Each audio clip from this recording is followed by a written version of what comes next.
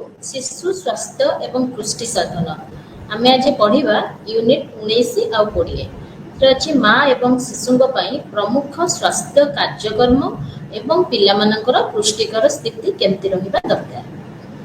आम माँ एवं शिशु प्रमुख स्वास्थ्य कार्यक्रम गुड़िक है जातीय स्वास्थ्य कार्यक्रम गुड़िक भारत सरकार द्वारा आर्थिक सहायता प्राप्त। यही कार्यक्रम गुड़िक मध्यरु अनेक अंतर्जातीय स्वास्थ्य एजेंसी जेपरी WHO एवं यूनिसेफ द्वारा सहायता प्राप्त। आमे देखिबा आमे 8 वर्षरु कम बयसर पिलामानकर स्वास्थ्य पई सीधा सड़क सेवा गुड़िक बुझिबा पई एई सब कार्यक्रम सरकार द्वारा हमर चली।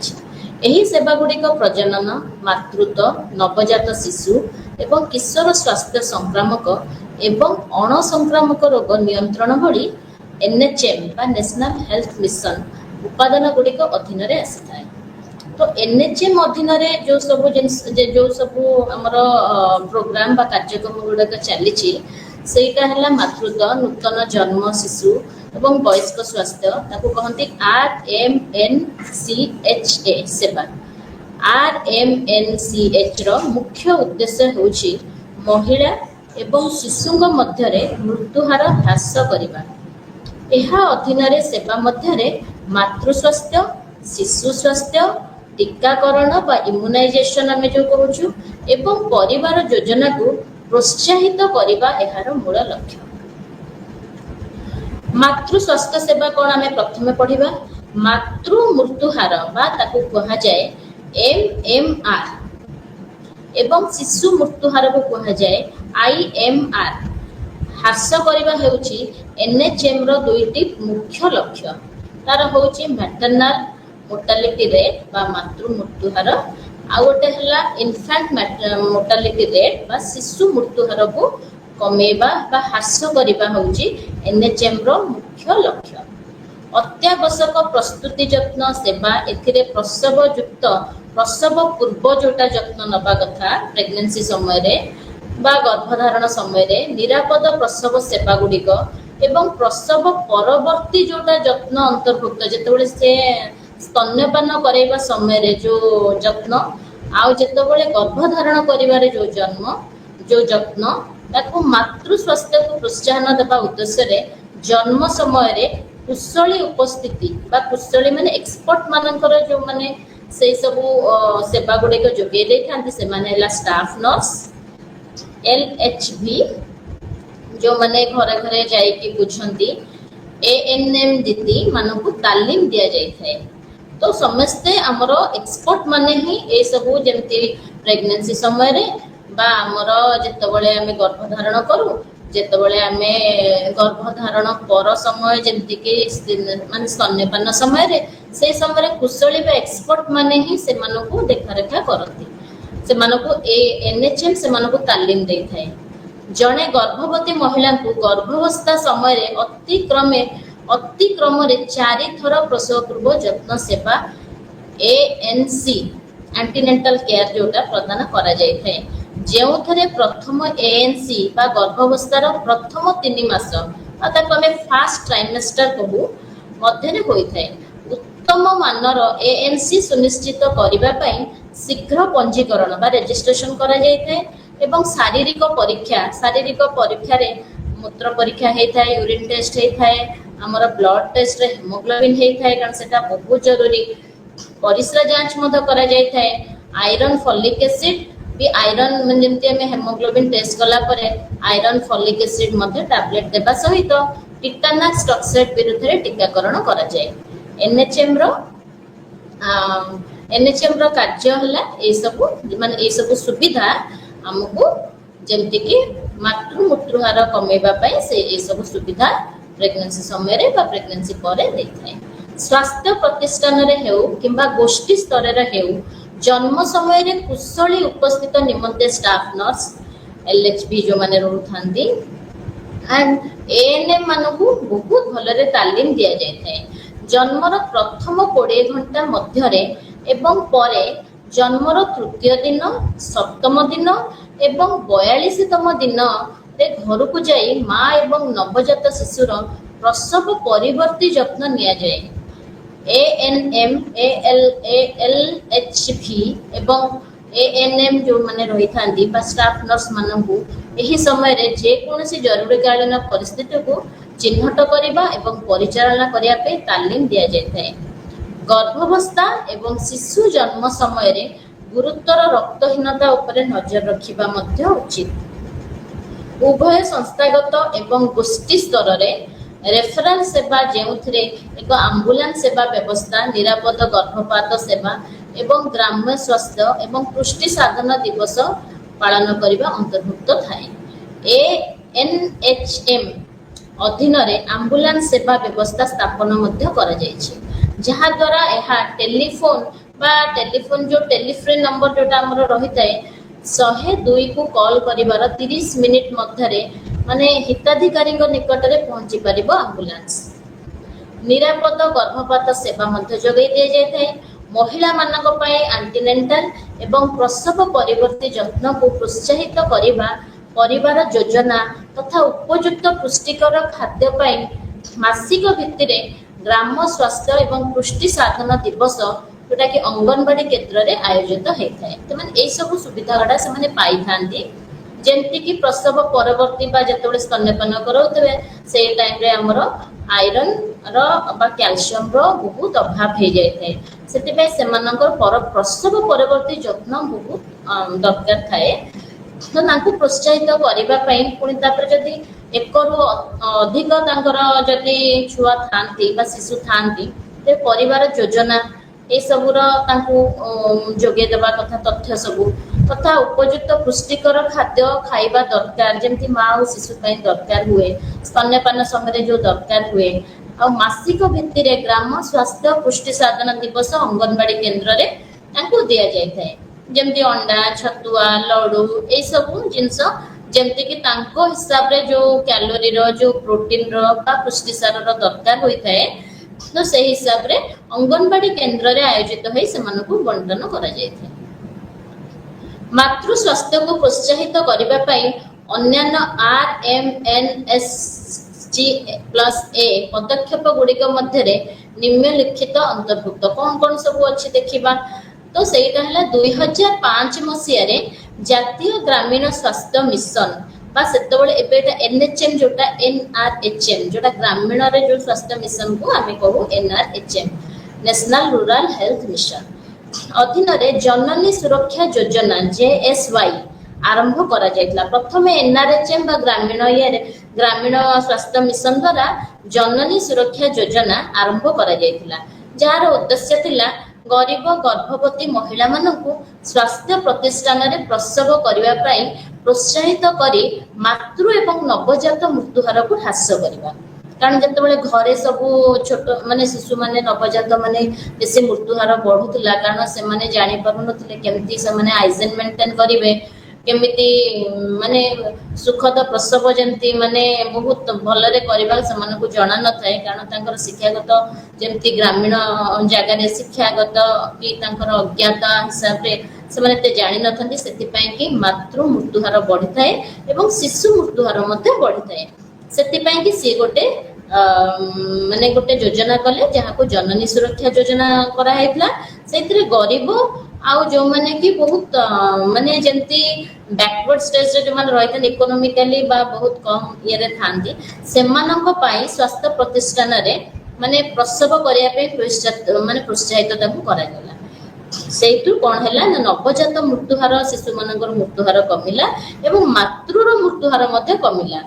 JSY अधीन रे योग्य गर्भवती महिला मानकु सरकारी किंबा स्वीकृति प्राप्त घरोई स्वास्थ्य सुविधा रे प्रसव करिवा पई नगद आकार सहायता उपलब्धि मध्ये करा जाय।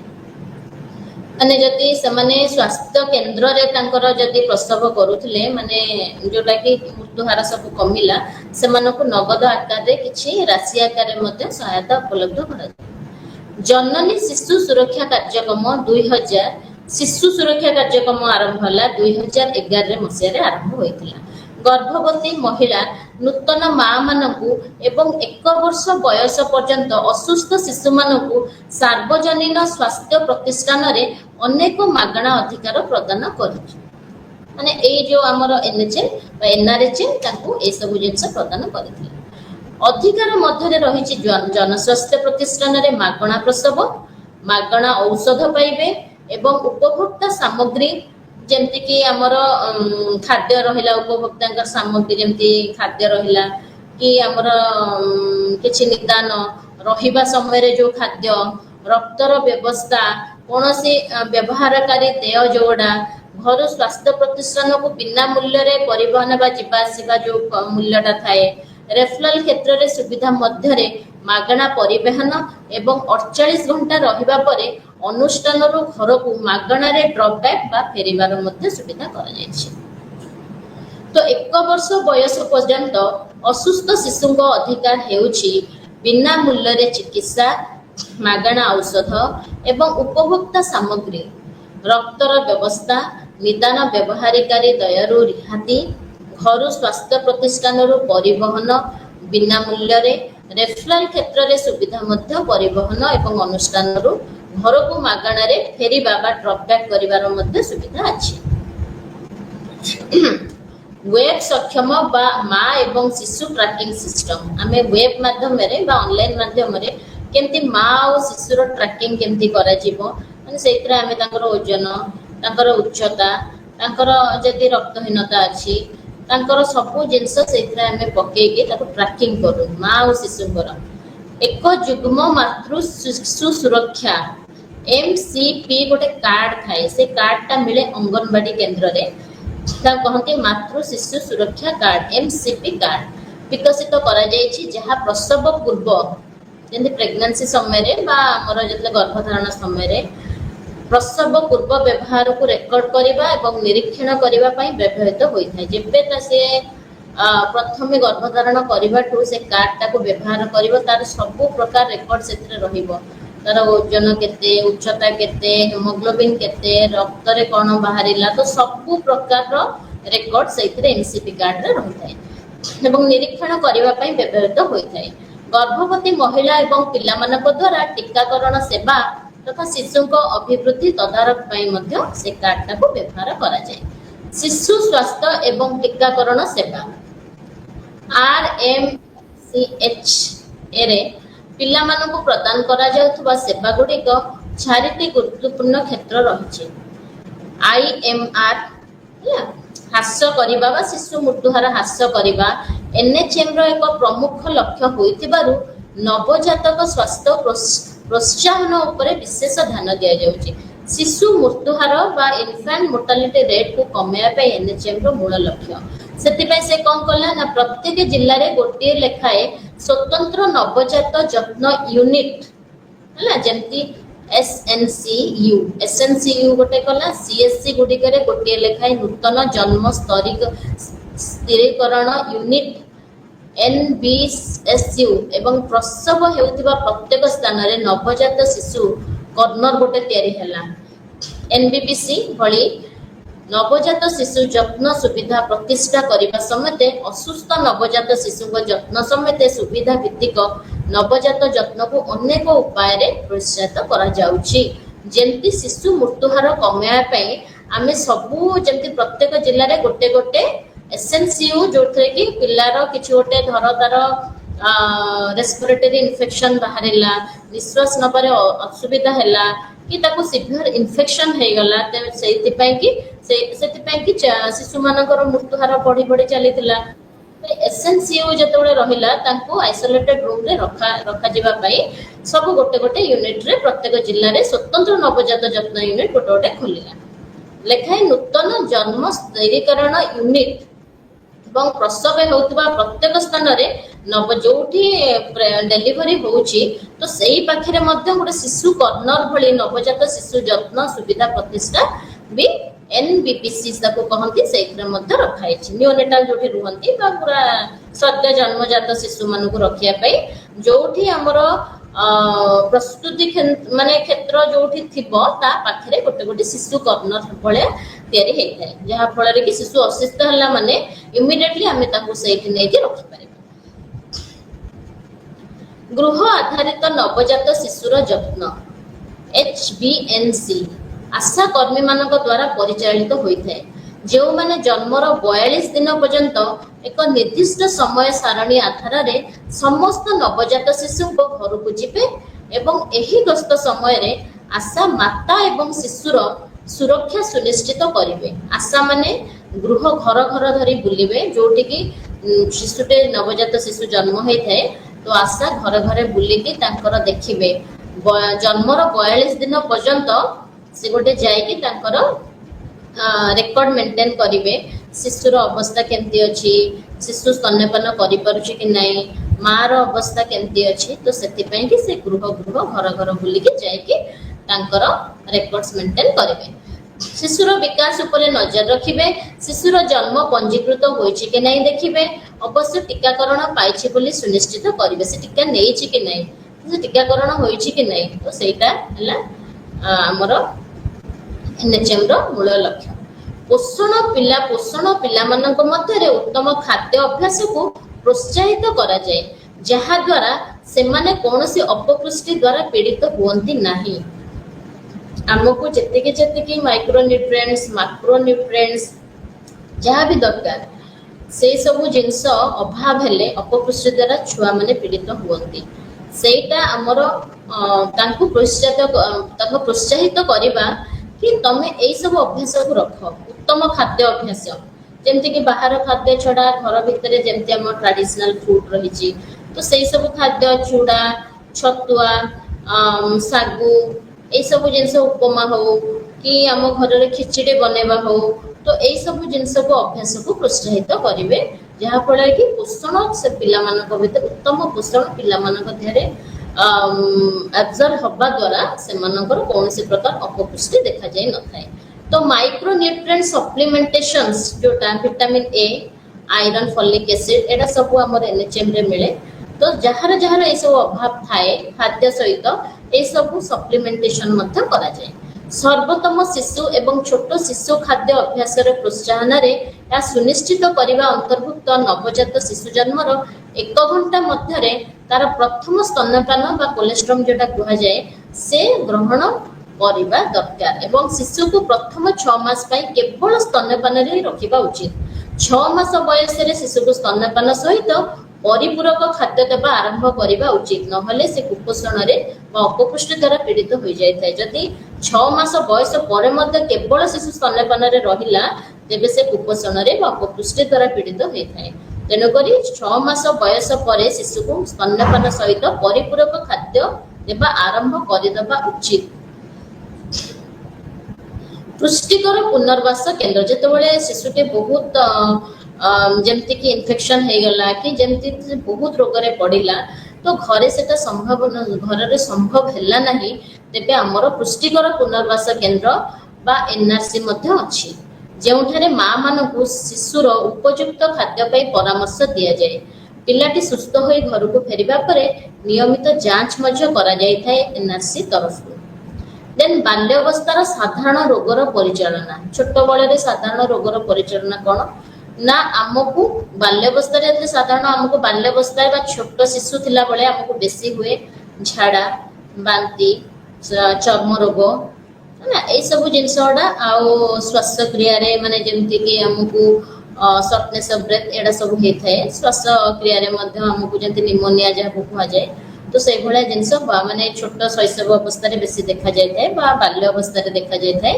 ତ ସେଥିପାଇଁ ଆମକୁ ଜିଙ୍କର ଆବଶ୍ୟକତା ବହୁତ ରହିଛି। ଜିଙ୍କ ଏବଂ ORS ଯୋଗାଣକୁ ପ୍ରୋତ୍ସାହନ ଦେଇ ତୀବ୍ର ଶ୍ୱାସକ୍ରିୟା ସଂକ୍ରମଣ ଏବଂ ଶୈଶବ ଡାଇରିଆ ରୋଗର ପରିଚାଳନା ଏବଂ ଅସୁସ୍ଥତା ଏବଂ ମୃତ୍ୟୁହାର ହ୍ରାସ କରାଯାଇଥାଏ। କାରଣ ବାଲ୍ୟାବସ୍ଥା ବା ଶୈଶବ ଅବସ୍ଥାରେ ଶ୍ୱାସକ୍ରିୟା ସଂକ୍ରମଣ ଦେଖାଯାଇଥାଏ ଏବଂ ପତଳା ଝାଡ଼ା ବା ଡାଇରିଆ ଅଧିକା ଦେଖାଯାଇଥାଏ।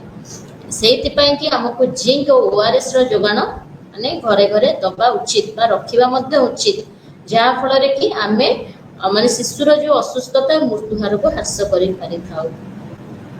ସାର୍ବଜନୀନ ଟିକାକରଣ କାର୍ଯ୍ୟକ୍ରମ, ନିୟମିତ ଟିକାକରଣ କାର୍ଯ୍ୟକ୍ରମ ମଧ୍ୟ ବହୁତ ଇମ୍ପୋର୍ଟାଣ୍ଟ ବା ବହୁତ ଆବଶ୍ୟକ। ପିଲାମାନଙ୍କ ଠାରେ ଅସୁସ୍ଥତା ଏବଂ ମୃତ୍ୟୁର ପ୍ରମୁଖ କାରଣ ହେଉଛି ସଂକ୍ରାମକ ରୋଗ। ଟିଟାନାସ୍ ଦେଶର ଅନେକ ଭାଗରେ, ବିଶେଷ କରି ଗ୍ରାମାଞ୍ଚଳରେ ନବଜାତ ମୃତ୍ୟୁହାରର ଏକ ପ୍ରମୁଖ କାରଣ ହୋଇ ରହିଛି ଟିଟାନାସ୍। ତ तो पोलियोमिएलाइटिस बा पोलियो जोटा 5 वर्षर कम बयसर पिलामानक ठारे शारीरिक अक्षमता सृष्टि करिथाए। आ डिप्थेरिया, टिटानस, जख्मा एवं टाइफॉइड रो अधिक टीकाकरण पूर्णता जहाँ बहुत कम खर्च हुए एवं शिशु को मिलीमिला डिप्थेरिया, हुपिंग कफ बा हुपिंग काश जहाँ को कहती आउ रहा टिटानस, जख्मा, पोलियो रक्षा करि पारे केवल टीकाकरण द्वारा शिशुटी यही सब रोगर रक्षा पाई पारे। तथापि विकासशील विश्व में बहु संख्यक शिशु मृत्युवरण करती एवं अनेक यही टीका ठीक समय न पाई अक्षम होता। टीकाकरण गोटे निर्दिष्ट समय रही, निर्दिष्ट समय जदि टीकाकरण न करा जाए तेबे हमको यही सब रोग द्वारा शिशुटी पड़ी मृत्यु मुखरे पड़ी थाए। टीकाकरण माने नुहे मुझे जितेबाला इच्छा से शिशु को टीका दे ना, तार गोटे समय रही कौ समय कौ माइक्रो ऑर्गेनिज्म बा अणुजीव अटैक करेंगे ये करेंगे तो से समय ही हमको टीकाकरण द्वारा से रक्षा करा शिशु मान रक्षा करा जाई पारिबो। विपज्जनक संक्रामक रोग विरुद्ध में समस्त योग्य शिशु एवं गर्भवती महिला टीकाकरण द्वारा पिलामानकर मृत्यु एवं असुस्थता ह्रास करने उद्देश्य रे भारत सरकार 1986 रे सार्वजनिक टीकाकरण कार्यक्रम यूआईपी आरंभ करथिले। वर्तमान एनएचएम अधीन टीकाकरण हेउची एक प्रमुख क्षेत्र जेउठारे एही नियमित टीकाकरण कार्यक्रम भावे जनाशुना। तो कौन है ना खाली शिशु मान को टीकाकरण देले चलिबो नहीं, जेतेबेले शिशुटी गर्भस्थ थाए से समय माँ को मध्य गर्भवती महिला को आगे टीकाकरण द्वारा पिला मानकर मृत्युर ये मृत्यु एवं अस्वस्थता को ह्रास करने होची आमर मुख्य उद्देश्य बा एनएचएम रो मुख्य उद्देश्य। से 1986 रे से सार्वजनिक समस्त टीकाकरण कार्यक्रम को आरंभ करथिले। एही योजनार उद्देश्य गुड़िक कौन ना द्रुत गति रे टीकाकरण परिसर वृद्धि करबा, माने सेमानकर रेकॉर्ड मेंटेन करबा, घर घर परिदर्शन करी कहार शिशु मातृ मानकर जांच करबा आ द्रुत गति रे टीकाकरण परिसर को आमे सेही भली भाबरे वृद्धि करबा। विभिन्न सेवार गुणवत्ता रे उन्नति आनिबा, जहाँ भी आमे सेवा दउछु सेटा तर क्वालिटी भल होबा दरकार बा गुणवत्ता रे उन्नति आनिबा दरकार। निर्भरयोग्य शीतल भंडार व्यवस्थापन करबा दरकार। व्यवस्था स्थापन एथिपई करबा दरकार कि आमे जो टीकाकरण पई बहुत हमर जो इम्युनाइजेशन पे आसे ताकर ता पई कि ताकू सुरक्षित रखिया पे शीतल भंडार आवश्यकता रही। टिमोनितो प्रोग्राम प्रदर्शन दैनिक सेटा कौन ना दैनिक 2 साप्ताहिक पाक्षिक किंबा मासिक टीकाकरण अधिवेशन आयोजन करा जाय थाए। प्रत्येक केंद्र रे समस्त टीका उपलब्ध करा जाय छी। जे कोनोसी जगह रे हमर एनएचएम अछि बा हमर गोष्ठी स्वास्थ्य केंद्र अछि सब केंद्र रे टीका उपलब्ध करा जाय, जहा द्वारा हिताधिकारी मानक भिन्न भिन्न टीका पे भिन्न भिन्न स्थान को जीवा को पड़ेबोनी। जे जो जगह रे रही से जगह रे जोठी एनएचएम रो थिबो सीएससी हो कि प्राथमिक चिकित्सा केंद्र बा गोष्ठी स्वास्थ्य केंद्र जहाँ जोठी पाखे थिबो से स्थान को जे से माने टीका गुड़िक नहीं पारे। भिन्न भिन्न स्थान को जीवा को पड़े नहीं। टीकाकरण अधिवेशन दिन एवं समय स्थिर एवं प्रमुख भाव प्रदर्शित होता है। को माने सप्ताह को दिन टीकाकरण हम से समय मध्य स्थिर होता है आउ तार दिन समय स्थिर होता है। से हिसाब रे काहा को हैरान होबा को पड़े नहीं। तेणुकरी जो दिन समय आउ दिन स्थिर होता है समय आउ दिन रे से माने निज निज एरिया रे जाई निज निज स्थान को जाई टीका नै कि एही रोग थारु मुक्ति पाई पारे।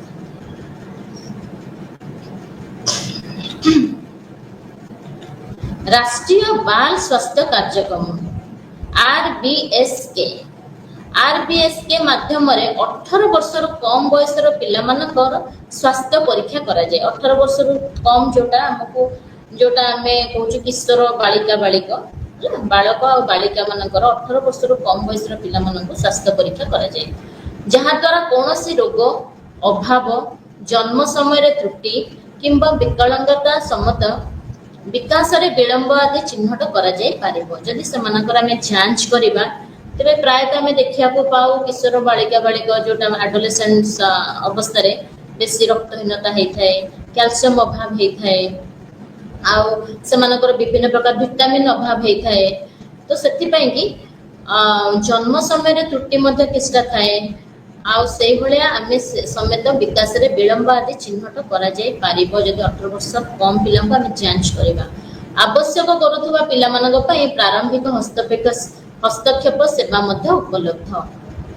तो RBSK लक्ष्य कौन ना गोष्ठी रे सहरांचल बस्ती एवं ग्रामांचल रे प्राक विद्यालय जो पिला थांती माने जन्मरू 6 मास रु 6 वर्ष मध्य बयसर पिला तथा सरकारी विद्यालय एवं सरकारी सहायता प्राप्त विद्यालय नाम लेखाई समस्त पिला अंतर्भुक्त करा जाए। एथिपाई जिला डाक्तरखाना स्तर रे जिला प्रारंभिक हस्तक्षेप केंद्र DIC प्रतिष्ठा करा जायछि। DIC 18 वर्ष बयस पर्यंत समस्त पिला रेफरल सेवा प्रदान करुवा बेले यह 6 वर्ष बयस पर्यंत पिला मानकर स्वास्थ्य अवस्था विशेष भाव में परिचालना करिवो। 6 रु 18 वर्ष बयसर पिलांको पई स्वास्थ्य अवस्था परिचालना साधारण जनस्वास्थ्य सुविधा द्वारा करा जाउछि। हमें भी देखिबा नवजात शिशु सुरक्षा कार्यक्रम NSSK। तो सेटा कोन? तो यही कार्यक्रम उद्देश्य होउछि नवजात शिशु मृत्यु हार को ह्रास करबा बा कमेबा। माँ केवल शिशु को जन्म दे नथांती बरं शिशुर प्राथमिक जत्न नेउथिबा व्यक्ति होउछि माँ। RMNCHA रो अन्य उपादान होउछि परिवार नियोजन करिबा जहाँ उभय शिशु और माँ पाई उद्दिष्ट। परिवार नियोजन सेवा सब कौन ना NHM अधीन रे परिवार नियोजन पदक्षेप गुड़िक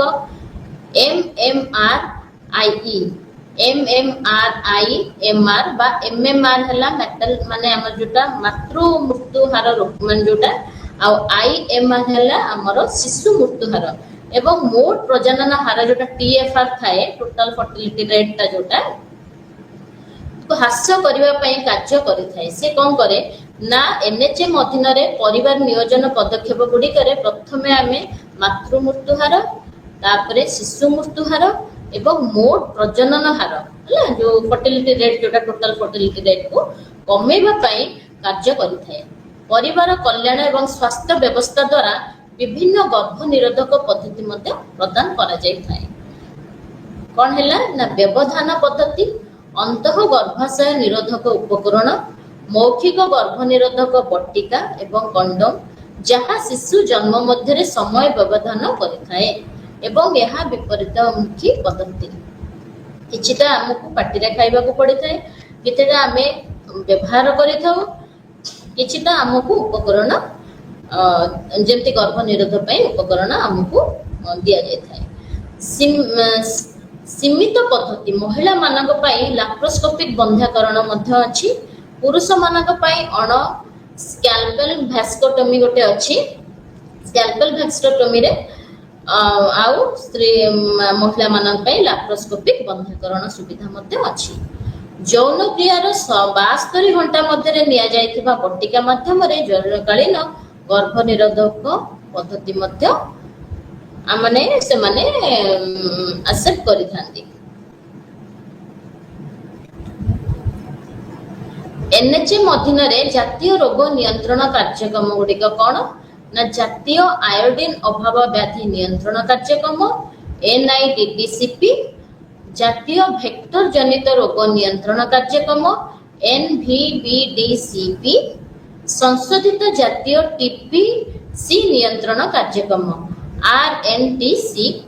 ये सब NHM अधीन रे जातीय रोग नियंत्रण कार्यक्रम चली। हमें प्रथमे देखिबा जातीय भेक्टर जनित रोग नियंत्रण कार्यक्रम कौन NVBDCP सेटा कौन भेक्टर कौन भेक्टर हेउछि मशा एवं माछी परि जीव जहाँ जीव मानक मध्य संक्रामक रोग को माने से माने स्प्रेड करंती बा संचार करंती है। यही भेक्टर गुड़िक द्वारा व्यापुथिबा रोग गुड़िक को कहा जाए भेक्टर बाहित रोग। मशा माछी जो रोग गुड़ा को माने हमको संक्रामक रोग भाव में स्प्रेड करंती तो से मान को कहा जाए भेक्टर बाहित रोग। तो विपदजनक बहुत थाए जलवायु मानव जनसंख्यार घनत्व संक्रमण बाहनकारी भेक्टर प्रसार इत्यादि कारक द्वारा प्रभावित होता है। केमिति ना ये भेक्टर बाहित रोग गुड़िक विस्तार रोकवा भारत सरकार द्वारा जातीय भेक्टर बाहित रोग नियंत्रण कार्यक्रम NVBDCP आरंभ करा जायथिला। कारण भेक्टर माने जो माने मशा माछी द्वारा बहुत जल्दी आमर संक्रमण हो जाए, बहुत जल्दी गोटे एरिया रे जदि डायरिया कलेरा जोटा सब आमर पूर्वर गोटे गोटे गाँ सफा हो जाउथले बा लोक मरी जाउथले, तो सेटा हला भेक्टर रो आमर स्प्रेड होउथला बा मशा माछी ए भले छोट छोट जीव मानक द्वारा बहुत शीघ्र आमर संक्रमण हो जाउथला। सेति पय कि लोक बहुत मृत्यु हार आमर बहुत बढ़ी जाउथला, सॉरी मृत्युटा आमर एते मृत्यु हार माने बढ़ुथला ए सब भेक्टर मानक द्वारा। सेति पय कि सरकार गोटे पदक्षेप नेले भेक्टर बाहित रोग गुडी को रोकिबा पाई। तो पूर्वर परिचालित अनेक जातीय कार्यक्रम जेपरि जातीय मलेरिया निरोधी नियंत्रण कार्यक्रम, जातीय फाइलेरिया नियंत्रण कार्यक्रम आदि को गोटे शीर्ष रे जोड़ी थाए। तो ये सब भेक्टर द्वारा जमती मशा द्वारा होता है मलेरिया, फाइलेरिया, चिकेनगुनिया है डेंगू, ये सब भेक्टर जनित ना बहुत बहुत जगह लोक मान जीवन मध्य चली जाउछि भेक्टर मानक द्वारा। सेति पे सब भेक्टर रोग को विस्तार रोकिबा पे भारत सरकार भेक्टर बाहित रोग नियंत्रण कार्यक्रम आरंभ करथिले। NVBDCP भेक्टर जनित रोग को रोकिबा एवं नियंत्रण करिबा पय निम्नलिखित रणनीति मान व्यवहार करिथांते। केमिति ना समन्वित भेक्टर परिचालना जेउथिरे अधिक विपद थिबा अंचल रे आभ्यंतरीण अविश्लेषण स्प्रे करिबा, दीर्घस्थायी कीटनाशक पकेबा, जाल लार्भिवोरस माछ व्यवहार करिबा, आंटी लार्भा पदक्षेप को माने दबा एवं क्षुद्र परिवेश इंजीनियरिंग अंतर्भुक्त करिबा। केमिति ना जोटे भेक्टर जेमति गोटे मलेरिया प्रोन एरिया रहउची जोटे कि मलेरिया मशा बहुत से स्प्रेड हबा और से जगह रे मलेरिया समस्त बाहरिबे, से जगह रे कोन करा जिवो ना गवर्नमेंट सेते बेले सेठी सब मशा मारिबा पे जो स्प्रे करा जाय ताकू करिवो, जाल पकेबो, दीर्घस्थायी कीटनाशक स्प्रे हबो, लार्भोवोरिस माछ व्यवहार कले से माने से सब लार्भा जोड़ा सब बाहरुतिबे से मानकु से पानी रु खाई दियंती। तो आंटी लार्भा पदक्षेप ए सब जिंस द्वारा ताकू हमें कंट्रोल करि परिबा। रोग परिचालना केमती जेउथिरे शीघ्र चिन्हट करिबा, रोग निरीक्षण करिबा, तार चिकित्सा करिबा, दृढ़ परामर्श सेवा दबा, महामारी पई प्रस्तुति एवं द्रुत प्रतिक्रिया अंतर्भुक्त।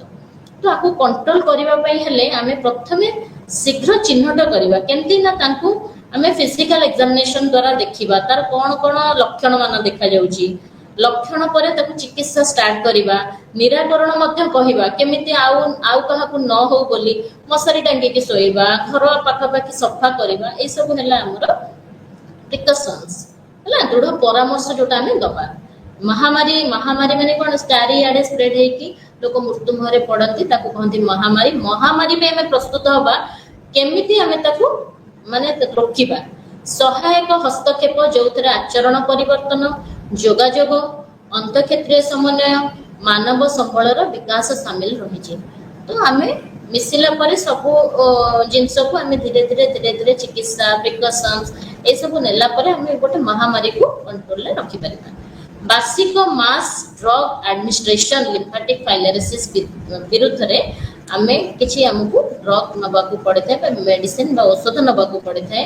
टीकाकरण बहुत जेमति कि जापानी एन्सेफेलाइटिस विरुद्ध रे माने जते बळे आमे एटा गोटे न्यूरो प्रॉब्लम तो ताकू टीकाकरण द्वारा पिला मानकू हमर जापानी एन्सेफेलाइटिस रे से माने पीड़ित होंती नहीं। टीकाकरण मध्य दरकार आ औषध मध्य दरकार ताकू कंट्रोल करिया पे कि हमकू बहुत पदक्षेप नबा दरकार एवं से जगह रे जोठी हमर माने जो विपद अंचल जोटा रही जो कि हमको महामारी जोटा जगह से हमको किसी अवेयरनेस लोक को आम सचेतन केमिति आमे ताकू ए फाइलेरिया हो कि मलेरिया हो केमिति ताकू आमे रोकी परिबा। संशोधित जातीय जख्मा नियंत्रण कार्यक्रम RNTCP आमे जख्मा माने ट्यूबरकुलोसिस तो जख्मा को आमे केमती कंट्रोल करबा इथरे मध्य रोगी माने बहुत मृत्युवरण करिथांती। जख्मा हला टीबी ट्यूबरकुलोसिस एक संक्रामक रोग, एटा वायुवाहित रोग जेहेतु संक्रामक रोग जहाँ माइक्रोबैक्टेरियम जख्मा ट्यूबरकुलोसिस द्वारा होई थाए। ଏହା ସଂକ୍ରମିତ ବ୍ୟକ୍ତି ଠାରୁ ବାୟୁ ମାଧ୍ୟମରେ ବ୍ୟାପି ଥାଏ। ଯେତେବେଳେ ବ୍ୟକ୍ତି କାଶନ୍ତି, ଛିଙ୍କନ୍ତି, ବହୁତ ପାଖରେ କଥାବାର୍ତ୍ତା ହୁଅନ୍ତି, ଏଟା ଡ୍ରପଲେଟ୍ ଦ୍ୱାରା ହେଇଥାଏ ବା ବୁନ୍ଦା ସଂକ୍ରମଣରୁ ଆଉ ଜଣକୁ ଅତି ସହଜରେ ସେ ପୀଡ଼ିତ ହେଇଥାଏ। ବିଶ୍ୱରେ ଯକ୍ଷ୍ମା ମାମଲାର ଗୁରୁତ୍ୱପୂର୍ଣ୍ଣ ପ୍ରତିଶତ ଭାରତରୁ ଆସିଛି, କାରଣ ଯେହେତୁ ଭାରତରେ ମାନେ ଏଟା ବେଶୀ ସ୍ପ୍ରେଡ୍ ହୁଏ ଏଇଥିପାଇଁ କି ଆମେ ଜଏଣ୍ଟ ଫ୍ୟାମିଲିରେ ରହିଥାଉ, ହେଲା, ଯୌଥ ଫ୍ୟାମିଲିରେ ରହିଥାଉ, ଆମେ ସବୁ ଜିନିଷ ସେୟାର କରିକି ଏକାଠି ଖାଇଥାଉ, ସମସ୍ତେ ସମସ୍ତଙ୍କ ଜିନିଷ ବ୍ୟବହାର କରିଥାଉ ଏବଂ ଗ୍ରାମୀଣ ଜାଗାରେ ଦେଖିବେ ଗୋଟେ ଛୋଟ ଘରେ ସମସ୍ତେ ରହିଥାନ୍ତି, ସେଠି ଭଲ ଭେଣ୍ଟିଲେସନ ନଥାଏ। ତ ସେଥିପାଇଁ ଆମ ଭାରତରେ ଯକ୍ଷ୍ମା ମାମଲା ବହୁତ ଗୁରୁତ୍ୱପୂର୍ଣ୍ଣ ହେଇଥାଏ। ଭାରତ ସରକାର ଏହି ରୋଗକୁ ରୋକିବା ଏବଂ ନିୟନ୍ତ୍ରଣ କରିବା ଉପରେ ଧ୍ୟାନ ଦେଉଛନ୍ତି, କାରଣ ଯଦି ଚିକିତ୍ସା ନକରି ଛାଡ଼ି ଦିଆଯାଏ ତେବେ ଯକ୍ଷ୍ମା ମୃତ୍ୟୁର କାରଣ ହୋଇପାରେ। ଜନ୍ମ ସମୟରେ ଦିଆଯାଇଥିବା ବିସିଜି ଟୀକା ଯକ୍ଷ୍ମାକୁ ରୋକିପାରିବ। ସେଥିପାଇଁ ଜନ୍ମ ସମୟରେ କେବେ ବି ବିସିଜି ଟୀକାକୁ ଏଡ଼ାନ୍ତୁ ନାହିଁ। ନିଜ ଛୁଆମାନଙ୍କୁ ଜନ୍ମ ସମୟରେ ବିସିଜି ଟୀକା ନିହାତି ଭାବରେ ଦିଅନ୍ତୁ ଯକ୍ଷ୍ମାରୁ ମୁକ୍ତ ପାଇବା ପାଇଁ। ତ ପ୍ରାୟ ସମସ୍ତ ସଂକ୍ରମିତ ରୋଗୀ ଯକ୍ଷ୍ମାରୁ ସୁସ୍ଥ ହୋଇପାରିବେ ଯଦି ସୁପାରିଶ କରାଯାଇଥିବା ଚିକିତ୍ସାର ସମ୍ପୂର୍ଣ୍ଣ କୋର୍ସ, ଯାହା ସର୍ବନିମ୍ନ 6 ମାସ ପାଇଁ ଦିଆଯାଇଥାଏ। ଯଦି କିଏ ଯକ୍ଷ୍ମାରେ ପୀଡ଼ିତ ହେଇଛନ୍ତି, ପ୍ରଥମେ ସେ ଚିହ୍ନଟ ହେଇଛନ୍ତି ଫାର୍ଷ୍ଟ ଷ୍ଟେଜରୁ, ତ ସେମାନେ ନିହାତି ଭାବରେ 6 ମାସ ମାନେ ଯୋଉ କୋର୍ସଟା ଆମର ଚାଲିଛି ଚିକିତ୍ସାର, ତାକୁ ଫଲୋ କରନ୍ତୁ। ଅନେକ ରୋଗୀ ସଚେତନତା ଅଭାବ, ନିଯୁକ୍ତି ଉପରେ ପ୍ରଭାବ ଇତ୍ୟାଦି କାରଣରୁ ଚିକିତ୍ସା ଶୀଘ୍ର ବନ୍ଦ କରିଦିଅନ୍ତି। ତ ଚିକିତ୍ସା ବନ୍ଦ ହେବା କାରଣରୁ ଲକ୍ଷଣ ଗୁଡ଼ିକ ପୁଣି ଫେରି ଆସିଥାଏ। ଯକ୍ଷ୍ମାର ମୁକାବିଲା ପାଇଁ ସରକାରଙ୍କ ଦ୍ୱାରା ଅନେକ ପଦକ୍ଷେପ ଆରମ୍ଭ କରାଯାଇଛି। ସଂଶୋଧିତ ଜାତୀୟ ଯକ୍ଷ୍ମା ନିୟନ୍ତ୍ରଣ କାର୍ଯ୍ୟକ୍ରମ, ତାକୁ କହନ୍ତି RNTCP, 2007ରେ ଆରମ୍ଭ କରାଯାଇଥିଲା। ଏହାର ଲକ୍ଷ୍ୟ ହେଉଛି ଯକ୍ଷ୍ମା ସମ୍ବନ୍ଧୀୟ ରୋଗକୁ ହ୍ରାସ କରିବା। ବା ଟିବିରେ ଯୋଉ ମୃତ୍ୟୁବରଣ ବହୁତ କରୁଥିଲେ, କାରଣ ସେଟା ବହୁତ ଜଲ୍ଦି ସ୍ପ୍ରେଡ୍ ହେଇଯାଉଥିଲା, କାରଣ ଯେହେତୁ ଏୟାରବର୍ନ ଡିଜିଜ୍ ବା ଏଇଟା ବାୟୁ ବହିତା ରୋଗଟା, ତ ସେଥିପାଇଁ କି ସେ ଆଉ ଗୋଟେ କ'ଣ କଲେ ନା ସଂଶୋଧିତ ସେ କ'ଣ କଲେ ନା ଜାତୀୟ ଯକ୍ଷ୍ମା ନିୟନ୍ତ୍ରଣ ଆଗରୁ ଥିଲା, ଆକୁ ସଂଶୋଧନ କରି ଆଉ ଗୋଟେ ଜାତୀୟ ଯକ୍ଷ୍ମା ନିୟନ୍ତ୍ରଣ କାର୍ଯ୍ୟକ୍ରମ 2007ରେ ଆରମ୍ଭ କଲେ।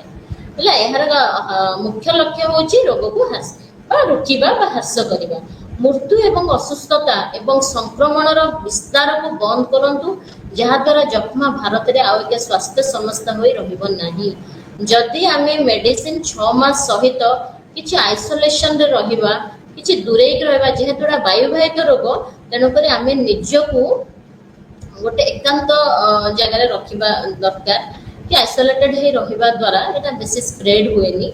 ତ ଆମେ ଆଉ କ'ଣ ହୁଏ ନା ଆମେ ମାନେ ପୋଷଣ ମଧ୍ୟ ଭଲ ନେବା ଦରକାର। ତ ଏହା ଡାଇରେକ୍ଟର ଅଫ୍ ଟ୍ରିଟମେଣ୍ଟ ଯୋଉଟା ଡଟ୍ସ ଯୋଉଟା ରହୁଛି, ଯାହା ସଫଳ ରଣନୀତି ପାଇଁ ଆନ୍ତର୍ଜାତିକ ଖ୍ୟାତି ମଧ୍ୟ ଅର୍ଜନ କରିଛି। ଡଟ୍ସ ରଣନୀତି ନିଶ୍ଚିତ କରେ ଯେ ଯକ୍ଷ୍ମା ରୋଗୀମାନଙ୍କୁ ରୋଗରୁ ସୁସ୍ଥ ନ ହେବା ପର୍ଯ୍ୟନ୍ତ ପ୍ରଭାବଶାଳୀ ଭାବେ ଚିହ୍ନଟ ଏବଂ ଚିକିତ୍ସା କରାଯାଏ। DOTS RNTCP ର ଉଦ୍ଦେଶ୍ୟ କ'ଣ ନା ଯକ୍ଷ୍ମା ଜନିତ ମୃତ୍ୟୁହାର ଏବଂ ଅସୁସ୍ଥତାକୁ ହ୍ରାସ କରିବା ବା କମେଇବା, ଔଷଧ ପ୍ରତିରୋଧର ଉଦ୍ଭବକୁ ରୋକିବା ଏବଂ ଔଷଧ ପ୍ରତିରୋଧର ଯକ୍ଷ୍ମା ମାମଲାକୁ ପରିଚାଳନା କରିବା।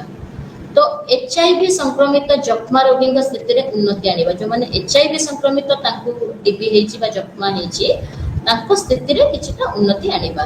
ଯେହେତୁ HIV ସଂକ୍ରମିତ ରୋଗୀମାନେ ଅନ୍ୟମାନଙ୍କ ତୁଳନାରେ ଯକ୍ଷ୍ମା ଜୀବାଣୁ ସଂକ୍ରମିତ ହେବାର ସମ୍ଭାବନା ଅଧିକ, କାରଣ ତାଙ୍କର ରୋଗ ପ୍ରତିରୋଧ ଶକ୍ତି ବହୁତ କମ୍ ଥାଏ HIV ପୀଡ଼ିତ ରୋଗୀମାନଙ୍କୁ। ସେଥିପାଇଁ ଯକ୍ଷ୍ମା ତାଙ୍କୁ ହେବା ଏଟା ଗୋଟେ ସାଧାରଣ କଥା। ଘରୋଇ କ୍ଷେତ୍ରକୁ ସାମିଲ କରିବା, NHM ର ବିକେନ୍ଦ୍ରୀକରଣ ପ୍ରକ୍ରିୟାକୁ ଆଗକୁ ବଢ଼ାଇବା ପାଇଁ ମୌଳିକ RNTCP ପରିଚାଳନା ୟୁନିଟ୍ ଗୁଡ଼ିକୁ NRHM ବ୍ଲକ ସ୍ତରୀୟ ୟୁନିଟ୍ ସହିତ ଯୋଡ଼ିବା ଫଳପ୍ରଦ ଭାବେ ତଦାରଖ କରିବାର ଲକ୍ଷ୍ୟ ସହିତ ଆର ମୂଳ ଲକ୍ଷ୍ୟ। କାରଣ NHM ଏଇସବୁ ଜିନିଷ କି ତାଙ୍କର ଯୋଉ RNTCP ଯୋଉଟା ସବୁ ଗୋଟେ ୟୁନିଟ୍ ଗଠନ କରିଛି ଯକ୍ଷ୍ମାକୁ ରୋକିବା ପାଇଁ। ତ ଆପଣ ଯେତେବେଳେ ଯକ୍ଷ୍ମାରେ ପୀଡ଼ିତ ହେଉଛନ୍ତି, ସମସ୍ତେ ସେଇଠି ଯାଇକି ପ୍ରଥମେ ନିଜର ଯାଞ୍ଚ କରିବେ ଆପଣଙ୍କୁ ଯକ୍ଷ୍ମା ହେଇଛି କି ନାହିଁ। ଯଦି ହେଇଛି ତାର 6 ମାସର ଔଷଧ ନେବେ ଏବଂ ତା ସହିତ ମାନେ ଉଚିତ ପୋଷଣ ମଧ୍ୟ ନେବା ଦରକାର। ନିଜକୁ ଆଇସୋଲେଟେଡ୍ କରିକି ରଖିଲେ ଆମେ ଯକ୍ଷ୍ମାକୁ बहुत कम बा ह्रास करिपारिबा भारत पिलामानकर पुष्टिकर स्थिति पोषक तत्व स्थिति आकलन करिवार पद्धति केमिति आमे पिलामानकर पुष्टिकर स्थिति बा तार पोषणकर स्थिति आकलन करिबा आमे केमिति आमे जानिबा पिलार माने से अपपुष्टि को जाउची बोली आमे केमिति ताकू जानिबा तो केमिति जानिबा ना सेटा को एंथ्रोपोमेट्रिक माप द्वारा आमे जानि परिबा पिलाटी अपपुष्टि रे द्वारा पीड़ित होउची बा हबा को जाउची बा हेई सारिची एंथ्रोपोमेट्रिक माप कोन ना एंथ्रोपोमेट्रिक मेजरमेंट बा माप हैला केवल शरीर आकार माप को सूचित करे शरीर आकार शरीर ओजन आ उच्चता माप तार ओजन अनुसार उच्चता ठीक अछि कि नहीं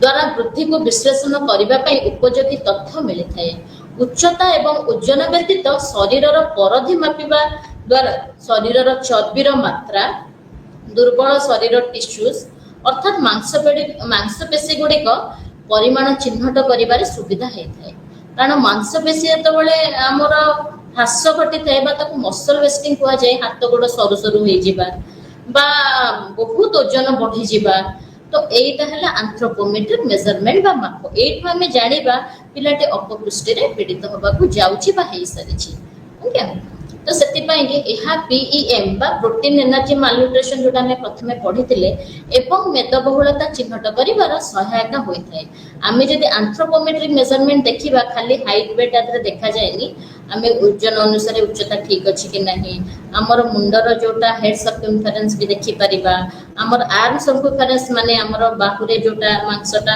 केते रहिबा कथा अछि कि नहीं तो सेइठु आमे जानि परिबा कि आमे प्रोटीन एनर्जी कुपोषण रे आमे प्रोटीन एनर्जी मालन्यूट्रिशन रे पढिछु बा हमर ओबेसिटी बा मेदबहुलता हमकु अछि तो तापरे आमे सेटा कोन पुष्टिकर स्थितिर सर्वाधिक व्यवहृत भल सूचक गुडी को कोन ना बयस अनुसार ओजन ठीक रहिबा दरकार बयस अनुसार उच्चता मध्ये ठीक रहिबा दरकार बयस अनुसार बाहुर परिधि जोटा मु कहली मुआ हला आर्म सर्कमफरेंस रे जोटा तो सेटा मध्ये ठीक रहिबा दरकार बयस अनुसार बॉडी मास इंडेक्स मांस बॉडी रे जतिक रहिया दरकार उच्चता अनुसार तो मांस मध्ये सेतिक रहिया दरकार यदि मांस बेसी बढ़ी गला ताकू मेदबहुलता कहबा यदि पूरा कमी गला तबे हमें कुपोषणग्रस्त बा हमको प्रोटीन एनर्जी मालन्यूट्रिशन पीईएम हला बोली जानिबा तो सेटा को हम विस्तार भाव में पढिबा बयस अनुसार ओजन कोन बयस अनुसार ओजन हेउची शरीर आकार एक साधारण सूचक एवं यह खाद्य ग्रहण स्तर को प्रतिफलित करा जाए जेतेबेले आपन को सठिक बयस रे सठिक भोजन न मिले सेतेबेले आपन को बयस अनुसार उच्चता कमी जाए नहले बयस अनुसार मांस पेशी मध्ये कमी जाए बा दुर्बल हो जाए तेणु बयस अनुसार उच्चता तुलन रे बयस अनुसार ओजन स्वल्पकालीन पुष्टिहीनतार संवेदनशील माप बयस अनुसार ओजन उच्चता ठीक रहिबा दरकार नियमित ओजन वृद्धि हेउची कि नहीं जांच करिबा पई पिला मानकर ओजन नियमित रेकॉर्ड करा जिबा उचित सेडा अंगनवाड़ी मानकर होउची तो हमर जोटा कि हमर प्राथमिक चिकित्सा केंद्र आउ गोष्ठी स्वास्थ्य केंद्र ए सब जोटा घर पाखा पाखी सब अछि सेठी मध्ये ओजन वृद्धि रो चार्ट मध्ये आपण सेठी मेंटेन करा परिबे तुलना करिवार अन्य एक उपाय रहउची वृद्धिर ढांचा स्वाभाविक कि नहीं हमें देखिबा बयस पई कम ओजन को निम्न ओजन विशिष्ट कहा जाए जेतले बयस अनुसार ओजन पूरा कमी जाए ताकू कहंती निम्न ओजन विशिष्ट बा अंडरवेट इंग्लिश रे कहा जाए एवं बीम संतुलन प्लेटफॉर्म स्केल सहित ओजन माप करा जाय परिबो अधिकांश अंगनवाड़ी स्वास्थ्य केंद्र रे हमरो स्काल्टर स्केल गोटे थाए हला तो सेल्टर स्केल एवं छात किंबा गछरे टंगा जाइथे सेइथरे चित्र रे देखा जायछि चित्र नंबर 20.1 रे ओजन माप देखंतु गोटे गछरे टंगा जायछि स्काल्टर स्केल ता तो सेइथरे शिशु को हमें ओजन करि परिबा शिशु को स्लिंग रे रखा जाय एवं तापरे ओजन रेकॉर्ड करा जाय साधारण ओजन संतुलन किंबा ओजन मापिबा पई इलेक्ट्रॉनिक संतुलन मध्ये व्यवहार करि परिबे एगुड़िक माँ ओजन बढ़ाई अधिक उपयुक्त प्रथमे माँ एवं शिशुर ओजन एकाठी रेकॉर्ड करा उचित तापरे माँ को एका ओजन करा उचित प्रथमे माँ शिशु को धरिक ओजन हबो तापरे शिशु को କାଢିଦେଲା ମାନେ ମାଁ କୁ କାଢିଦେଲା ପରେ କି ମାର ଏକା ଆଉ ଥରେ ମାର ଯଦି ଖାଲି ଆମେ କରାଯିବ ତାକୁ ମାଇନସ୍ କରିଦେଲେ ଆମେ ଶିଶୁର ଓଜନ ମଧ୍ୟ ଜାଣିପାରିବା ଯଦି ସେଇ ସ୍କେଲରେ ଶିଶୁ ଓଜନ ହେଇପାରୁନି। ଦୁଇଟି ଓଜନର ପାର୍ଥକ୍ୟ ହେଉଛି ଶିଶୁର ଓଜନ, ବୟସ ଅନୁସାରେ ଓଜନ ହେଉଛି ପୃଷ୍ଠହୀନତାର ଏକ ସୂଚକ। ଯଦି ଜଣେ 7 ମାସର ଝିଅର ଓଜନ 7 କିଲୋଗ୍ରାମ ବା 7 କେଜି ହେଇଥାଏ ତେବେ ତା ବୟସ ଅନୁସାରେ ତାର ଓଜନ ସ୍ୱାଭାବିକ। ଯଦି ତାର ଓଜନ 6.3 ରୁ ବା 7 ରୁ ମଧ୍ୟରେ ଥାଏ ତେବେ ସେ ପୃଷ୍ଠହୀନତା ବର୍ଗରେ ଥାଏ। କାରଣ 7 ମାସରେ 7 କିଲୋ ହବା ଦରକାର। ଯଦି 6.3 ରୁ 7 ଭିତରେ ହେଲା ପୃଷ୍ଠହୀନତା ବର୍ଗରେ ରହିବ। ଯଦି 6.3 ତଳକୁ ଖସିଗଲା ତେବେ ପୁରା ଅପପୃଷ୍ଟି ବା ପୃଷ୍ଠହୀନତା ଅତି ପୃଷ୍ଠହୀନତା ଯୋଉଟା ସିଭିୟର ମାଲନ୍ୟୁଟ୍ରିସନ କହୁଛନ୍ତି ସାମ୍ ତ ସେଇଟା ହେଇଯିବ। ବୟସ ଅନୁସାରେ ଉଚ୍ଚତା ଆମେ ଦେଖିବା। ଉଚ୍ଚତା ହେଉଛି ଏକ ଅତ୍ୟନ୍ତ ବିଶ୍ୱସନୀୟ କ୍ଷମାପ ଯାହା ବ୍ୟକ୍ତିର ଆକାରରେ ମୋଟ ବୃଦ୍ଧିକୁ ପ୍ରତିଫଳିତ କରେ, ଯାହା ନିର୍ଦ୍ଧାରିତ ମୁହୂର୍ତ୍ତ ପର୍ଯ୍ୟନ୍ତ ଉଦାହରଣ ସ୍ୱରୂପ ମାନେ ଆମକୁ ସାଧାରଣ ଜନ୍ମ ସମୟରେ ଶିଶୁର ମାପ 50 ସେଣ୍ଟିମିଟର ହେଇଥାଏ। 1 ବର୍ଷ ବୟସରେ ଏଇ ଜନ୍ମ ଅବଧି 75 ସେଣ୍ଟିମିଟରକୁ ବୃଦ୍ଧି ପାଇଥାଏ। ତା ମାନେ ବୃଦ୍ଧି ହଉଛି। ଯଦି 50 ରୁ ଯଦି ତାର ମାତ୍ର 60 cm ହେଇଥାନ୍ତା ବା ସେଣ୍ଟିମିଟର ହେଇଥାନ୍ତା ତେବେ ବି ମାନେ ତାର ବୟସ ଅନୁସାରେ ଉଚ୍ଚତାର ବଢୁନି। କିନ୍ତୁ 75 1 ବର୍ଷ ଭିତରେ 75 cm ହେଇଛି ମାନେ ଠିକ। 4 ବର୍ଷ ବୟସ ବେଳକୁ ଶିଶୁର ଉଚ୍ଚତା 100 ସେଣ୍ଟିମିଟର ହେଇଥାଏ। ଏହାପରେ 10 ବର୍ଷ ବୟସ ପର୍ଯ୍ୟନ୍ତ ପ୍ରତି ବର୍ଷ ଶିଶୁର ଉଚ୍ଚତା ପ୍ରାୟ 5 ସେଣ୍ଟିମିଟର ବୃଦ୍ଧି ପାଇଥାଏ। ଏଇଟା ହେଲା ବୟସ ଅନୁସାରେ ଉଚ୍ଚତା ବୃଦ୍ଧି। ଆଠୁ ଯଦି କମ ହେଲା ତେବେ ଆମେ ଅପପୃଷ୍ଟି ବୋଲି ଜାଣିବା।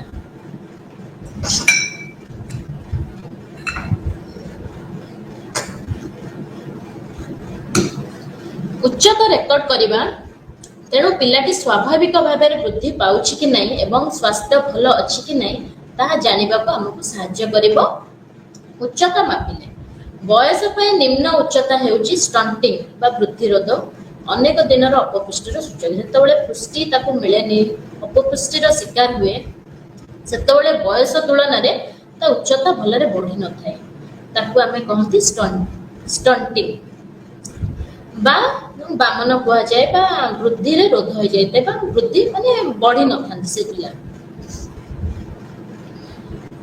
ଶିଶୁଙ୍କ କ୍ଷେତ୍ରରେ ଇନଫାଣ୍ଟୋମିଟର ଗୋଟେ ଅଛି, ଛୋଟିଆଟା ଏମିତି ଧରା ଯାଇଥାଏ, ସେଠି ଶୁଆଇକି ଛୁଆଙ୍କୁ ମାପ କରାଯାଏ। ଏହା ଏକ ସ୍ୱତନ୍ତ୍ର କାଠ ସେଲ୍ ଯେଉଁଥିରେ କି ଶିଶୁଟିକୁ ଶୋଇବାକୁ ଦିଆଯାଏ। ହେଲା, କାଠ ଭଳିଆ ହେଇଥିବ, ଶିଶୁ ଶୋଇକି ସେଟା କେତେବେଳେ ନା ଜନ୍ମରୁ 2 ବର୍ଷ ଭିତରେ ଶିଶୁ ଛିଡା ହେଇପାରେନି ବା ସଠିକ ରୂପରେ ବସିପାରେନି, ତ ତାଙ୍କୁ ଶୋଇକି ହିଁ ଆମକୁ ମାପିବାକୁ ପଡେ। ତାକୁ କହନ୍ତି ଇନଫାଣ୍ଟୋମିଟର। ତ ଜନ୍ମର 2 ବର୍ଷ ପର୍ଯ୍ୟନ୍ତ ଶିଶୁଙ୍କ କ୍ଷେତ୍ରରେ ସାଧାରଣ ଲମ୍ବ ମାପକୁ କରାଯାଏ, ଯାହାର ଉଚ୍ଚତା ଠାରୁ ସାମାନ୍ୟ କମ ଟିକେ ଥାଏ। କାରଣ ଶିଶୁର ବଡିଟା ବା ଶରୀରଟା ପୁରା ସିଧା ହେଇକି ରହିନଥାଏ ନା, ସେ ଜଷ୍ଟ ଏମିତି ଗୋଟେ ମାନେ ମୁନ ସେପର ଥାନ୍ତି ସେମାନେ, ସେଥିପାଇଁ। ବୃଦ୍ଧିରୋଧର ଶ୍ରେଣୀ ହେଲା ସାଧାରଣ ହେଲା 25ତମ ବା 75 ଯୋଉଟା ପରସେଣ୍ଟାଇଲ ଆମେ କହୁଛୁ ସେଟା ଇକ୍ୱାଲ ଥାଏ ବା ଅଧିକ ଥାଏ ସାଧାରଣ। ଯଦି ତାଠୁ ମାନେ ବୃଦ୍ଧି କମିଲା ତେବେ ଲେସ୍ ଦେନ୍ ବା କମ ଥାଏ 5% ଆଉ 3% ଟିକେ ଅଧିକ ହେଲେ ସେଇଟା ହେଲା ସିଭିୟର। ଜଣେ 2 ବର୍ଷର ବାଳକର ଉଚ୍ଚତା 85.8 ସେଣ୍ଟିମିଟର ଏବଂ 89.9 ସେଣ୍ଟିମିଟର ମଧ୍ୟରେ ଥାଏ ତେବେ ତା ବୟସ ଅନୁସାରେ ତାର ଉଚ୍ଚତା ସ୍ୱାଭାବିକ ବୋଲି ଜାଣିବେ। ଯଦି ତାର ଉଚ୍ଚତା 82 ବା 82.8 ସେଣ୍ଟିମିଟର ବା 5% ମଧ୍ୟରେ ଥାଏ ତେବେ ପିଲାଟି ମାନେ ତାର ମାନେ ବୃଦ୍ଧିରେ କମ ମାନେ ହ୍ରାସ ଘଟିଥାଏ। ଉଚ୍ଚତା ଯଦି 82 ରୁ 1 ସେଣ୍ଟିମିଟର କମ ହେଇଥାଏ ତେବେ ସେ ସିଭିୟର ମାଲନ୍ୟୁଟ୍ରିସନ ବା ତାର ବୃଦ୍ଧି ବହୁତ ସିଭିୟର ଭାବରେ ମାନେ କମିଛି, ତାକୁ କହନ୍ତି ଷ୍ଟଣ୍ଟିଂ, ଅବକେଶିତ ହେଇଥାଏ। ଏବେ ପଢିବା ବଡି ମାସ୍ ଇଣ୍ଡେକ୍ସ। ଆନ୍ତର୍ଜାତୀୟ ବ୍ୟବହାର ପାଇଁ WHO ଦ୍ୱାରା ସୁପାରିଶ କରାଯାଇଥିବା ଅନ୍ୟ ଏକ ସୂଚକ ବିଷୟରେ ପଢିବା ଯାହା ଓଜନ ଏବଂ ଉଚ୍ଚତା ବ୍ୟବହାର ଉପରେ ଆଧାରିତ। ଓଜନ ଆମେ ପ୍ରଥମେ ଛୁଆର ଓଜନ ନେବା, ତାର ଉଚ୍ଚତାର ମିଟର ସ୍କୋୟାର ତାକୁ ଡିଭାଇଡ କରିବା ବା ତାକୁ ଭାଗ କରିବା, ଯାହା ବାହାରିବ ତାହେଲେ ବଡି ମାସ୍ ଇଣ୍ଡେକ୍ସ ବା BMI କୁହାଯାଏ। ମଧ୍ୟମ ଉପର ବାହୁର ପରଦି बा मुआ काम जो कहूली मध्यम उपर बाहुर परधि शिशु एवं अन्य व्यक्ति मानकर पुष्टिकर स्थितिर उपयोगी सूचक आम बाहुरे मांसरू आम जापर आम अपपुष्टि आड़ को जाऊँ ना आम ठीक अच्छु बाहु परधि साधारणतः बयस सहित वृद्धि पाए किंतु 1 ରୁ 5 वर्ष मध्य अधिक परिवर्तन हुए ना माने वर्ष रु 5 वर्ष मध्य परिवर्तन बेसी हुए नहीं मोटामोटी स्थिर रहे यही समय शिशुर चर्बी मांसपेशी द्वारा प्रतिस्थापित हुए तेणु यही बयस हाथर परधि मापिबा द्वारा पिलाटीर भल स्वास्थ्य अच्छी कि नहीं से विषय एक भल धारणा मिलिबो। पुष्टिकर भारतीय पिलामानक बयस पई मध्य बाहुर परधि प्राय 15 ରୁ 16 सेंटीमीटर है नॉर्मल 11.5 सेंटीमीटर कम माप गुरुतर अपपुष्टि बा साम बोली आमे कहि थाउ आउ 11.5 ରୁ 12.5 जोड़ा सीएम थाए मध्यर माप मध्यम बा माम ताकू कहा जाए मध्यम मालन्यूट्रिशन जोड़ा कहा जाए अपपुष्टि सूचाई थाए साधारण माप टेप व्यवहार करी शिशुर बाम बाहुर मध्य भाग रे रखी तार मूल्य रेकर्ड करी जने शिशु बाहुर गोलाकारिता मोटापण माप करि परिबो। बाहुर परधि माप साधारणतः एक तिरंगा फीता व्यवहार करी निया जाए जहाकू तिरंगा बाहु टेप कहा जाए। तिरंगा फीता एक नमनीय एवं अणप्रसारित प्लास्टिक टेप माने सेथरे 3टा कलर थाए तिरंगा कलर 3टा कलर थाए एडी मु देखैछि चित्र रे गोटे ग्रीन थाए येलो थाए रेड थाए टेप रे 3टी रंग अछि लाल हळदिया सबुज यही क्रम रे उपयुक्त कट ऑफ पॉइंट आमे देखिबा हला बाहु को जंती चित्र रे देखैछि कि बाहुर हमर जो कट ऑफ पॉइंट आमे देखिबा कोन को रंग रे सेटा को आमे बांधिले सेटू दर्शौछि आमे जानिबा कि पिलाटी को भला कुपोषण रे ग्रसित। रेड जोन हला 11.5 सेंटीमीटर जदि रहला रेड जोन हळदिया जोन हला 1 सेंटीमीटर हला हळदिया जोन एवं अवशिष्ट अंश हला सबुज प्रथम रहिछि रेड जोन माने लालीटा देखंतु केते अधिका अछि हला सेटा 11.5 सेंटीमीटर लंबा अछि हळदिया जोन अछि 1 सेंटीमीटर लंबा अछि आ सबुजटा अछि हमर बाकी जहा रहला तो टेप शिशुर बाम ऊपर बाहु मध्य भाग रे रखंतु जदि लाल बा रंग बा सब लाल रंग देकी सबुज रंग आसिला तेबे यह सूचित करे जे पिलाटी साधारण स्वास्थ्य अछि आ यथेष्ट खाद्य पाउछि शिशु को यथेष्ट खाद्य खुआइबा जारी रखंतु जदि लाल माने जदि सबुज रंग रे जानंतु कि पिलाटी नॉर्मल रे अछि जदि हमें देखिबा सेटा लाल रंग सबुज रंग आसी सूचित करे जे पिलाटी आधुनिक भाव में विकलांग शिशु को प्रतिदिन अधिक खाद्य आवश्यक होता है शिशु को सप्लीमेंटरी न्यूट्रिशन 300 किलो कैलोरी एवं 8 ରୁ 10 ग्राम प्रोटीन प्रदान करबा उचित प्रति मासरे शिशुर ओजन करबा उचित जदियो फलकटीर लाल पार्श्वटी लाल रंग रे आसे तेबे से सिवियर मालन्यूट्रिशन बा पिलाटी गुरुतर भाव में असुस्थ जदि सबुज आसिला से नॉर्मल रे अछि जदि हळदिया आसिला सी किछि भाव में माने आधुनिक भाव में विकलांग बा ताको अधिक खाद्यर आवश्यकता होई थाए जदि लाल पूरा आसिला तेबे सूचित करे जे पिलाटी गुरुतर भाव में असुस्थ शिशु को अधिक खाद्य दरकार जदि तंग पर्याप्त खाद्य न मिले तेबे से मृत्युवरण करि पारंती लालटा हला डेंजर जोन शिशु को 2 गुण परिमाण रे अतिरिक्त खाद्य दियंतु शिशु को दिन को अतिक्रमे 5 ରୁ 6 थर खाइबा को दियंतु प्रति मासरे शिशुर ओजन करंतु स्वास्थ्य कर्मी को परामर्श नियंतु लालटा हला डेंजर जोन येलोटा हला मीडियम आ सबुज हला नॉर्मल क्लिनिकल पद्धति रे आमे सब आगु पढि साचु क्वाशियोकर मारास्मस विटामिन ए अभाव हेले आखिर प्रॉब्लम आसे लौह अभाव हेले हमकु एनीमिया रक्तहीनता होई थाए आयोडीन अभाव रे हमर गलगंड रोग होई थाए वृद्धि रे बाधा होई थाए विटामिन सी अभाव रे हमकु स्कर्वी होई थाए रिकेट्स हला विटामिन डी अभाव एटा ऑलरेडी हमें पढी छै आगे रे पुष्टिकर अभाव लक्षण एवं विशृंखलता लक्षण जैव रसायन मूल्यांकन हला बायोकेमिकल मूल्यांकन शरीर रो तरल पदार्थ माने रक्त परिस्रा को हमें परीक्षा करिबा परे आमको पुष्टिकर सांद्रता मेटाबोलिटिक स्तर को माप करिबा बा अत्यावश्यक खाद्य उपादान जहाँ को अपपुष्टि होबार संभावना मूल्यांकन करिबार सहायक हेता जेंति कि रक्त परीक्षा कले हमर जदि हेमोग्लोबिन स्तर जदि कम आसुथिबे तेबे हम रक्तहीनता रे पीड़ित परिसर जदि आमको सुगर गला तेबे आमे डायबिटीज रे पीड़ित से बायोकेमिकल मूल्यांकन बहुत दरकार। डाएट सर्वे कौन ना 24 घंटा स्मरण पद्धति द्वारा खाद्यर मूल्यांकन सर्वाधिक व्यवहृत पद्धति। आम 24 घंटा भितर कौन कौन खाई व्यक्ति जनक कौन खाई केते खाद्य किपरि हेइथिला केतेबेले खाई खाद्य ग्रहण संबंधी अन्य विवरण मन पकेला परे आम 24 घंटा कौन करथिले सेटा देखला परे हमर स्वास्थ्य रे उन्नति आसी थाए। अभिवृद्धि निरीक्षण हला मॉनिटरिंग माने ट्रैकिंग करिबा किछि जांच करिबा सप्ताह रे मास रे ओजन परीक्षा करिबा हमर उच्चता को देखिबा हमर चर्म को देखिबा हमर चुट्टी को देखिबा ए सब अभिवृद्धि रो निरीक्षण। ऊपर बयस तुलन रे ओजन ठीक अछि कि नहीं एटा अभिवृद्धि को दृश्यमान भाबे अनुसरण करा जाय पारिबो। अभिवृद्धि चार्ट होची मां एवं शिशु सुरक्षा कार्ड एक अंश जे आईसीडीएस कार्यक्रम नाम लिखाइथिबा प्रथम जो एनसीपी कार्ड जोटा कहउतली सेटा अभिवृद्धि निरीक्षण कार्ड। अभिवृद्धि चार्ट व्यवहार करी अभिवृद्धि निरीक्षण पदक्षेप हैला अभिवृद्धि निरीक्षण जड़ित 5टी पदक्षेप होउची शिशुर सठिक बयस निर्धारण करिबा शिशुर सठिक ओजन रहिबा दरकार अभिवृद्धि चार्ट रे ओजन को सठिक भाव में प्लॉट करिबा दरकार। प्लॉट माने कोन गोटे पटे हमर ओजन रहिबो गोटे पटे हमर हाइट रहिबो हाइट वेट हैला गोटे पटे ओजन गोटे पटे हमर उच्चता तो से थोड़े प्लॉटिंग करिबा से बयस अनुसार बढ़ुची कि नहीं गोटे प्लॉट करी करी जदि भल थिबो तबे प्लॉट टा को ऊपर ऊपर हेकि जिवो जदि तो खराब थिबो तबे प्लॉटिंग ता तळुआ हेकि आसीबो। शरीरर वृद्धि वक्ररेखार दिग को व्याख्या करिबा पर्याय विश्लेषण और परिवर्ती कार्यानुष्ठान करिबा। वक्र जोटा हमें जो ग्राफ टा जोटा करिबा वृद्धि वक्ररेखा दिग को व्याख्या करिबा जेमति कि सेटा ऊपर को जाउची ना माने तळु को आसुची तो तळु को आसिले कुपोषण ऊपर को आसिले सटीक। एही पदक्षेप गुड़िका निम्न रे विस्तृत भाव में आलोचना करा जायछि।